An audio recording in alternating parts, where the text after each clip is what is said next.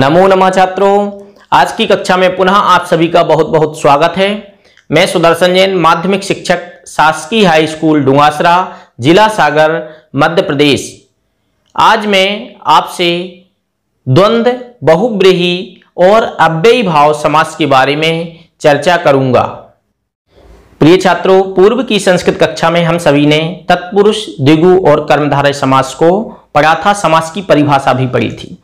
तो लोक व्यवहार की दृष्टि में किसी की अभिव्यक्ति को समझने के लिए, किसी की भावनाओं को समझने के लिए जो वह शब्द प्रयोग करता है तो वो हमें समझ में आए, तो इसलिए हमें समास सीखना आवश्यक है। क्योंकि बहुत सारे शब्द ऐसे होते हैं जो समास से सहित होते हैं। अगर हमने समास को नहीं समझा तो सामने वाले की जो व्यक्ति हमको कुछ अपनी भावना व्यक्त करना चाह रहा है, उस भावना को हम नहीं समझ सकते।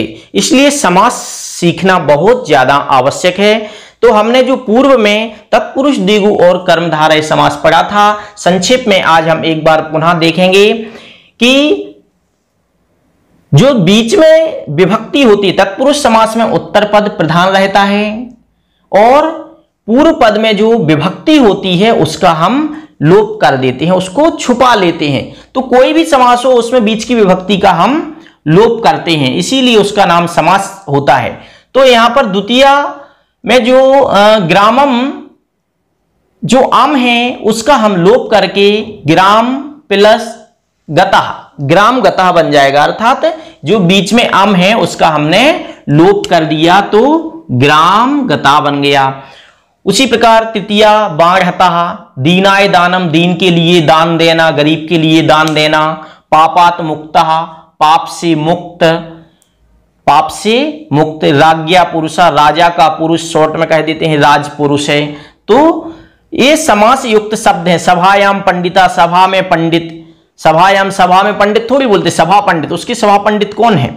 ना उपस्थिता, अनुपस्थिता। तो छात्रों ये नए समास, इसमें ना उपस्थिता और ना सत्यम, ना उपस्थिता में अनुपस्थिता आ गया और ना सत्यम में असत्यम आ गया। तो यहां पर दोनों में नाना लगे हैं, लेकिन यहां पर अंतर क्यों आया? यहां ना का अन क्यों हुआ, यहां ना का आ क्यों हुआ? तो ये नियम है कि अगर ना के बाद स्वर उपस्थित होता है तो उस ना का अन हो जाता है, और स्वर ना के बाद अगर व्यंजन आता है तो ना का आ रहता है। इसलिए यहां ना का असत्यम हुआ और इसलिए यहां पर अनुपस्थिता हुआ। और संक्षेप में हमें याद रखने के लिए, परीक्षा की दृष्टि से हमें याद रखने के लिए कि द्वितीय से लेकर सप्तमी तक हमको एक एक उदाहरण समास का याद होना चाहिए। उसके लिए एक हमने श्लोक लिखा था, ग्राम गता भयम प्राप्तः, तृतीया ज्ञानेन शून्यः, चतुर्थी दीन दानम चे भयम चौरात, पंचमी राज्ञः पुरुषा, षष्ठी चे जले मग्नः च, सप्तमी ना सत्यम नयम गेयात्, तत्पुरुष मुदाहरणम। इस प्रकार हमने संक्षेप में तत्पुरुष समास समझा। द्विगु समास, संख्या पूर्वो द्विगु, अर्थात जिसके पूर्व में संख्या हो उसे द्विगु समास कहते हैं। संख्या पूर्व मतलब जैसे त्रिभुवनम, इसमें पहला शब्द जो है संख्यावाची है। पंचवटी, इसमें पहला पद संख्यावाची है। तो इसका समास विग्रह क्या होगा? त्रियाणाम भुवनानाम समाहारा, तीनों भुवन का, अर्थात लोक का या भुवन का समाहारा मतलब समूह, तीनों लोकों के समूह को त्रिभुवनम कहते हैं। त्रियाणाम भुवनानाम समाहारा, तीनों भुवन के समूह को त्रिभुवन। पंचवटी, पंचानाम बटानाम समाहारा, पांच बटियों के समाहारा मतलब समूह को पंचवटी कहते हैं। अब ध्यान रखना आप इसमें, जिसमें उत्तर पद प्रधान होता है, ध्यान रखना ये द्विगु समास जो है वो तत्पुरुष समास का ही उदाहरण है। कर्मधारय जो है वो तत्पुरुष समास का ही उदाहरण है। तो इसमें कौन सा पद प्रधान है? उत्तर पद प्रधान है। अब देखें जैसे दशानन, दशानन जो एक उदाहरण आता है वो है बहुब्रीहि समास का उदाहरण है। तो यहां तो हमको 10 दिख जाएगी, संख्या तो 10 दिख जाएगी, लेकिन हमको परीक्षा में बहुत ध्यान रखने योग्य बात है कि वहां पर वो हमारा द्विगु समास का उदाहरण नहीं है, क्योंकि उसमें अन्य पद प्रधान होने के कारण वो बहुब्रीहि समास में चला जाएगा। अब कर्मधारय समास, जहां प्रथम पद विशेषण, द्वितीय पद विशेष होता है। विशेषण मतलब विशेषता बतलाने वाला और विशेष मतलब होता है मुख्य। तो पहला पद जो है वो विशेषता बतलाएगा और जो दूसरा पद है वो मुख्य है। जैसे यहां पर पुरुष, पुरुष शब्द जो है वो मुख्य है, पहला पद जो महा है वो विशेषता बतलाएगा। क्या बतला रहा है विशेषता? महान चे असौ पुरुषा, महान है असौ पुरुषा, जो पुरुष है उसको क्या कहते हैं? महापुरुष। महान है जो पुरुष, उसके लिए महापुरुष कहते हैं। घन श्यामा, घन इव श्यामा, घन के समान है जो श्याम, उनके लिए क्या कहते हैं? घनश्याम। तो यहां पर भी पहला पद विशेषता बतलाने वाला है। तो ध्यान रखना, दिगु और जो कर्मधारय समास हैं वो तत्पुरुष समास के ही भेद हैं। अब देखते हैं द्वंद्व समासः। इसकी परिभाषा क्या है? चार्थे द्वंद्वः, चा अर्थ में, चे के अर्थ में द्वंद्व समास होता है। प्रायेणोभय पदार्थ प्रधानो द्वंद्वः, प्रायेण, प्राया उभय पद प्रधान, अर्थात जहां पर दोनों पद प्रधान हो वहां पर द्वंद्व समास होता है। द्वंद्व मतलब एक हिसाब से समझे हम झगड़ा, वो कहता है नहीं मैं भी रहूंगा, ये कहता है मैं भी रहूंगा। तो इस प्रकार का जहां पर द्वंद्व भाव चलता रहता है उसे हम द्वंद्व समास कहते हैं। इसके तीन भेद हैं, इतरेतर द्वंद्व, समाहार द्वंद्व और एक शेष द्वंद्व। ठीक है, इतरेतर द्वंद्व किसे कहते हैं? जहां बीच में और अर्थ एवं शब्दों के अनुसार वचन होता है। बीच में कौन सा अर्थ आता है? जहां बीच में और अर्थ, अर्थात और का भाव आता है, बीच में और का भाव आता है और शब्दों के अनुसार वचन होता है, वहां पर इतरेतर द्वंद्व हमें समझना चाहिए। राम लक्ष्मणौ, इसका हम समास विग्रह करेंगे। राम चे लक्ष्मणश्चे, राम और लक्ष्मण। तो यहां पर दो शब्द हैं, राम है और लक्ष्मण है। तो यहां पर चा का अर्थ जो है वो और अर्थ है, और अर्थ है और का भाव प्रकट करता है, अर्थात राम और श्याम।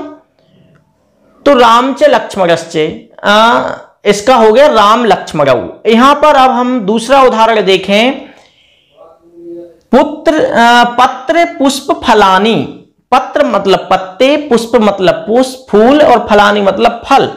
तो इन तीनों, पत्रम चे, पुष्पम चे, फलम चे, इन तीनों का तीनों की तीन है ये लोग, तो यहां पर बहुवचन हो जाएगा। तो पत्र पुष्प फलानी बहुवचन में, यहां पर द्विवचन है क्योंकि यहां पर राम और लक्ष्मण हैं। यहां पर पत्र भी है, पुष्प भी है और फल भी है, इसलिए यहां पर हमने बहुवचन का प्रयोग किया है। तो ध्यान रखना, इसमें बीच में चा का अर्थ आए तो इतरेतर द्वंद्व समझना है। और विशेषता क्या है इसकी? इसका एक और नियम है कि शब्दों के अनुसार वचन होगा। अगर शब्द एक शब्द है, दो हैं तो द्विवचन है, और दो से अधिक हैं तो बहुवचन में हमें इसका प्रयोग करना पड़ेगा। अब देखते हैं समाहार द्वंद्व। जो समाहार द्वंद्व होता है, समाहार द्वंद्व किसे कहते हैं? जहां कई शब्द अपना अर्थ बतलाते हैं एवं समासांत नपुंसक एक वचन ही होता है। क्या है? जहां कई शब्द अपना अर्थ बतलाते हैं एवं समासांत, समासांत मतलब समास का जो अंत है, समास जो खत्म होगा वो नपुंसक एक वचन ही होगा। अर्थात समास के अंत में, जैसे यहां पर पाणिपादम, यहां पर नपुंसक एक लिंग एक वचन ही है। यहां पर भी पाप पुण्यम नपुंसक एक वचन ही है। तो इस प्रकार ये हमें समझना है। अब इसका हम देखें पाणिपादम। पाणिपादम में क्या है? पाणी चे पादौ चे, पाणी मतलब होता है हाथ और पादौ मतलब होता है पैर। तो हाथ और पैर, इसके लिए पाणिपादम कह दिया। पाप पुण्यम, पापम चे पुण्यम चे, पाप और पुण्य, इसको हमने क्या कह दिया? पाप पुण्यम। इसका क्या बना शब्द? पाप पुण्यम, अर्थात नपुंसक एक वचन में ही इसका प्रथमा विभक्ति एक वचन में ही इसका रूप बना पाणिपादम। तो जो समाहार द्वंद्व है इसका पूरा क्या होगा, नपुंसक एक वचन में ही, प्रथमा विभक्ति एक वचन में ही इसके रूप बनेंगे। अब हम देखें एक शेष द्वंद्व। एक शेष द्वंद्व किसे कहते हैं, स्त्रीलिंग और नपुंसकलिंग में से पुल्लिंग ही शेष रहता है, इसलिए एक शेष। इसका अर्थ क्या हो गया, एक शेष, एक ही शेष रहता है। दो में से स्त्रीलिंग और नपुंसकलिंग पुल्लिंग में से सिर्फ पुल्लिंग ही शेष बचेगा, इसलिए इसका नाम एक शेष द्वंद्व पड़ा। तो जैसे पितरऊ, इसका समास विग्रह करेंगे माता चे पिता चे, माता और पिता। तो इसमें से जो पुल्लिंग है, पुल्लिंग को ही हम शेष बचाएंगे, शेष इसमें बचेगा, लेकिन हमें भाव दोनों की समझना है, क्योंकि यहां पर द्विवचन है। अब द्विवचन में पितरऊ में किसके लिए द्विवचन होगा, माता चे पिता चे। जिस प्रकार यहां पर हंसी चे हंसश्चे, हंसी और हंस, यहां पर भी हमने पुल्लिंग, उसका नियम है कि जो पुल्लिंग होगा उसका हम द्विवचन, जो पुल्लिंग होगा उसके लिए हम बचाएंगे, स्त्रीलिंग को गौण कर देंगे, पुल्लिंग को मुख्य कर देंगे। तो यहां पर हंसी चे हंसश्चे, यहां पर हसऊ हो गया, माता चे पिता चे, यहां पर पितरऊ हो गया। अर्थात इसका नाम एक शेष इसलिए पड़ा क्योंकि इसमें से एक शेष रहेगा। तो एक बार पुनः द्वंद्व समास, इतरेतर द्वंद्व, समाहार द्वंद्व और एक शेष द्वंद्व। इतरेतर द्वंद्व, इतरेतर मतलब इसमें से हमने क्या समझा, राम चे लक्ष्मणश्चे, तो राम लक्ष्मण हो गया। पुत्रम चे पत्रम चे पुष्पम चे फलम चे, पत्र पुष्प फलानी हो गया। समाहार द्वंद्व में क्या है, इसमें इसकी विशेषता है कि अपना, कई शब्द अपना अर्थ बताते हैं, लेकिन जो समासांत होता है वो नपुंसक, एक नपुंसक लिंग में एक प्रथमा विभक्ति एक वचन ही होता है। और एक शेष जो है उसमें स्त्रीलिंग और पुल्लिंग दोनों होते हैं, लेकिन शेष जो रहता है वो पुल्लिंग शेष रहता है। तो जैसे यहां माता चे पिता चे, इसमें शेष बचा पितरऊ, हंसिश्चे हंसश्चे, यहां पर हसऊ। इस प्रकार ये आज द्वंद्व समास पढ़ा। अब चलते हैं हम बहुब्रीहि समास की ओर। बहुब्रीहि समास किसे कहते हैं, प्रायेण अन्न पदार्थ प्रधानो बहुब्रीहि। प्रायः अन्न पदार्थ प्रधान, जहां पर अन्न पदार्थ प्रधान होता है उसे बहुब्रीहि समास कहते हैं। अन्न पदार्थ प्रधान से मतलब है कि वहां पर विशेषण ही बतलाए जाते हैं, विशेष कोई और होता है। तो यहां पर प्रायः अन्न पदार्थ प्रधान, जो अन्न पदार्थ है वो ही यहां पर प्रधान होते हैं। यहां पर जो दोनों पद हैं वो यहां पर प्रधान नहीं होकर वो यहां पर विशेषण होते हैं और विशेष से कोई दूसरा होता है। तो ये बहुब्रीहि समास की पहचान है। इसके कुछ भेद हैं, समान अधिकरण, जैसे पहला भेद है समान अधिकरण बहुब्रीहि। इसमें दोनों पदों में प्रथमा होती है।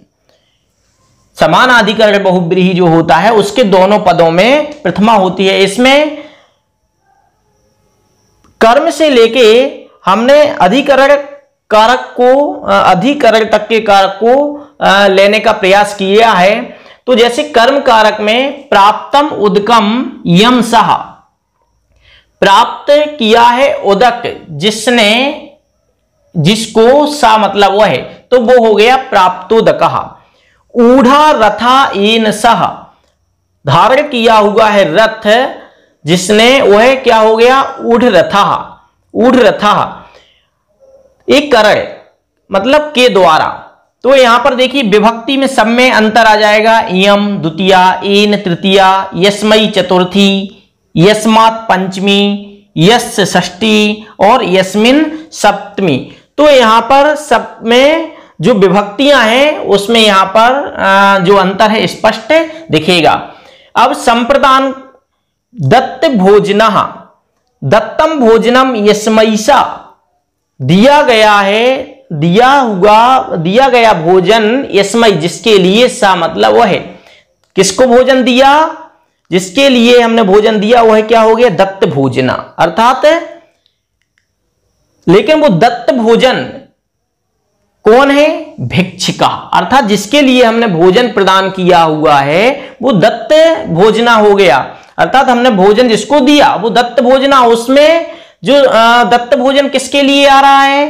भिक्षक शब्द सूचित किसको कर रहा है? भिक्षक के लिए सूचित कर रहा है, क्योंकि बहुब्रीहि समास की पहचान है कि ये किसी अन्न पर अन्न की बात करता है। अब देखें अपादान, पतित पर्णः, पतितम पर्णम यस्मात् सः, पतितम पर्णम, पतित मतलब गिरता है, पर्णम मतलब पत्ता, यस्मात् मतलब जिससे, सा मतलब वह है। किससे पत्ता गिरता है? वृक्ष से पत्ता गिरता है। तो पतित पर्णः, पतित पर्णः कौन है? वृक्ष है। किसको सूचित कर रहा है पतित पर्णः? वृक्ष के लिए, क्योंकि पत्ता किससे गिरेगा? वृक्ष से गिरेगा। अब संबंध, ये जो हमारी परीक्षा में बहुत ज्यादा आता है, आप लोग इसको बहुत समानाधिकरण का जो संबंध भेद है इसको अच्छे से समझना। पीतम पीतांबरः, पुस्तक में अभी ये उदाहरण दिया है, पीतम अंबरम यस्य सः, पीतम पीला है, अंबर यस्य जिसका, सा मतलब वह है, जिसका अंबर मतलब वस्त्र जिसका पीला है उसे कहते हैं हम पीतांबर। पीतांबर किसको कहते हैं? विष्णु के लिए यह शब्द, भगवान विष्णु के लिए यह शब्द प्रयुक्त किया जाता है। तो ये हो गया पीतांबरा। चंद्रशेखरा, चंद्रशेखरे यस्य सः, चंद्रमा है शिखर पर, यस्य मतलब जिसके, सा मतलब वो है। चंद्रमा जिसके शिखर पर है वो कौन हो गया? वो हो गया शिवा। तो ये उदाहरण हमारे पुस्तक में भी है और ये पेपर में भी आते हैं, तो इसको बहुत ध्यान से पढ़ना है। दशानन, हाँ, एक जो दशानन उदाहरण है वो भी बहुत ध्यान से, क्योंकि दशानन जो है वो कौन सा समास नहीं है? दशानन में द्विगु समास नहीं है, क्योंकि इसमें संख्या तो पूर्व में है लेकिन ये द्विगु समास नहीं है, क्योंकि ये इशारा किसको कर रहा है? रावण के लिए यह इशारा कर रहा है। किसको इशारा कर रहा है? रावण के लिए। 10 आननानी, 10 आननानी यस्य सः, क्या हो गया? दशानन हो गया। तो इसमें पूरे जो समानाधिकरण है इसमें हमने क्या समझा कि जो ये सब किसी अन्य पर इशारा कर रहे हैं। दशानन रावण के लिए। अधिकरण, अधिकरण में वीर पुरुषा, इसका हम समास विग्रह करेंगे। वीरा पुरुषा यस्मिन सः, वीर पुरुष है इसमें, यस्मिन जिसमें, सा मतलब वो है, वीर पुरुषा हो गया। अर्थात यहां पर गांव पर इशारा कर रहे हैं कि जिस गांव में वीर पुरुष हैं तो उसका क्या हो गया? वीर पुरुषा। तो इस प्रकार ये समानाधिकरण हुआ। बहुब्रीहि समास का अगला उदाहरण है व्यधिकरण बहुब्रीहि। व्यधिकरण बहुब्रीहि क्या है? इसमें दोनों ही पदों में विभक्ति कैसी होती है? भिन्न भिन्न होती है। तो जैसे यहां देखें चंद्रशेखरः, चंद्रशेखरे यस्य सः, शायद ये हमने पहले देख लिया है। तो ये यहां का उदाहरण है, चंद्रशेखरे यस्य सः, षष्ठी में देखा है वहां पर। तो चंद्रशेखरे यस्य सः, चंद्रशेखरे यस्य सः चंद्रशेखर, अर्थात चंद्रमा है शिखर पर जिसके, चंद्रमा है मस्तिष्क पर जिसके, उसको क्या कहते हैं? चंद्रशेखर। तो किसका यह भान करा रहे हैं? यह शंकर का भान कराने वाला शब्द, क्योंकि बहुब्रीहि समास की विशेषता ही है कि किसी अन्य पर अन्य कोई तीसरा प्रधान होता है। सहार्थक, सह के योग में भी बहुब्रीहि समास होता है, तो ये भी बहुब्रीहि का एक भेद है। सहार्थक बहुब्रीहि सह के योग में। तो पुत्रेण सहिता, सुपुत्रा, अर्थात जो पुत्र से सहित है उसको सुपुत्र। पांचवा कर्म व्यतिहार, एक कर्म के ऊपर इसमें तृतीया और सप्तमी बहुब्रीहि सप्तमी विभक्ति का प्रयोग होता है। तो केसा केसी, केसा तृतीया केसी, अर्थात जो केस एक दूसरे के केस को पकड़कर जो लड़ाई होती है उसको कहते हैं केसा केसी। दंडा दंडी, डंडे से इसको मारना या उसके द्वारा इसको मारा जाना, वो कहलाती है डंडा डंडी, दंडा डंडी। अब इसके बाद नयादि, नयादि ना इत्यादि, अर्थात जिसमें ना का भाव आए उसे नयादि बहुब्रीहि समास कहते हैं। अपुत्रा, अपुत्रा में क्या हो जाएगा? समास विग्रह अविद्यमान पुत्रः यस्य सः, अविद्यमान पुत्र जो वर्तमान में पुत्र जिसके नहीं है वह कौन? अपुत्रः। अपुत्रः मतलब पुत्रहीन कह सकते हैं उसके लिए। तो इस प्रकार बहुव्रीहि समास हुआ। अव्ययी भावः। अव्ययी भाव समास की परिभाषा क्या है? प्रायेण पूर्व पद प्रधानो अव्ययी भावः। प्रायः जहां पर पूर्व पद प्रधान होता है उसे अव्ययी भाव समास कहते हैं। और इस समास में प्रथमा नपुंसक लिंग, प्रथमा एक वचन ही होता है। यह समास की विशेषता है और उपसर्ग और निपात के योग में इसका प्रयोग किया जाता है। जैसे यहां पर सामासिक पद देखते हैं यथाशक्ति, तो यहां पर निपात लग रहा है। यथाशक्ति, शक्तिम अनतिक्रम्यो, शक्ति का अतिक्रमण नहीं करके या शक्ति को बढ़ा चढ़ाकर नहीं कह के यथाशक्ति, जितनी शक्ति उतना बताया। उपगंगम, गंगाया समीपम, गंगा के समीपम मतलब निकट में, तो इसका क्या हो गया? उपगंगम। पहला पद क्या है? इसमें उप है, उपसर्ग है, प्रापरा अपसम अनु अव निस्ने 22 उपसर्गों में उप आता है। तो उपगंगम, उपगंगम मतलब गंगाया समीपम अर्थात गंगा के निकट। उपकृष्णम, कृष्ण से समीपम अर्थात कृष्ण के निकट। तो ये जो समास है अव्ययी भाव समास, इसमें प्रथमा विभक्ति होती है और नपुंसक लिंग एक वचन में ही इसका प्रयोग होता है और पूर्व पद जो पहला पद है वो इसमें प्रधान होता है। ये अव्ययी भाव समास की परिभाषा। इसके एक संस्कृत में सूत्र है, अव्ययम विभक्ति समीपे समृद्धि विद्यर्था भावा। इस प्रकार उस सूत्र के माध्यम से इन शब्दों में अव्ययी भाव समास की संज्ञा बतलाई गई है। अब एक बार पुनः समझ लें, तत्पुरुष समास है जिसमें उत्तर पद प्रधान होता है। अच्छे से संक्षिप्त में समझ लें, तत्पुरुष समास जिसमें उत्तर पद प्रधान होता है। तत्पुरुष समास के दो भेद और हैं, दिगु और कर्मधारय। ठीक है, इन दिगु और जो कर्मधारय समास है, दिगु समास की विशेषता है कि इसके पूर्व में संख्या होती है लेकिन उत्तर पद मुख्य होता है। और जो कर्मधारय समास है इसमें पूर्व पद विशेषण होता है और दूसरा जो पद है वो विशेष होता है, अर्थात उसमें दूसरा पद ही मुख्य होता है। तो तत्पुरुष समास इसमें उत्तर पद ही प्रधान होता है। और जो द्वंद्व और दिगु और दिगु और कर्मधारय जो समास हैं वो तत्पुरुष समास के उदाहरण हैं। इसके बाद द्वंद्व समास। द्वंद्व समास में दोनों शब्द प्रधान होते हैं। चे अर्थ में द्वंद्व समास होता है। इसके हमने भेद पढ़े थे, इतरेतर और इत्यादि 3 भेद इसके हमने पढ़े थे। तो जो समास है इसमें दोनों पद ही प्रधान कहलाते हैं। ये कौन सा समास? ये द्वंद्व समास हुआ। अब बहुव्रीहि समास। बहुव्रीहि समास में अन्य पदार्थ प्रधान, इसकी परिभाषा है अन्य पदार्थ प्रधान हो बहुव्रीहि। जहां पर अन्य पदार्थ प्रधान हो उसे बहुव्रीहि समास कहते हैं। तो इसके उदाहरण हमने कुछ देखे, दशानन, चंद्रशेखर। इसके भी हमने द्वितीय से लेकर सप्तमी तक इसके भेद करे और फिर भी इसके मुख्य जो 5 भेद हैं उन भेदों को पढ़ा।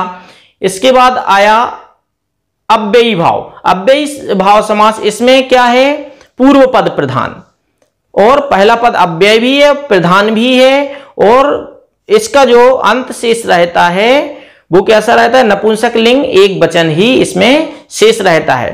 तो इस प्रकार आज हमने संपूर्ण समासों के बारे में पढ़ा। नमो नमः।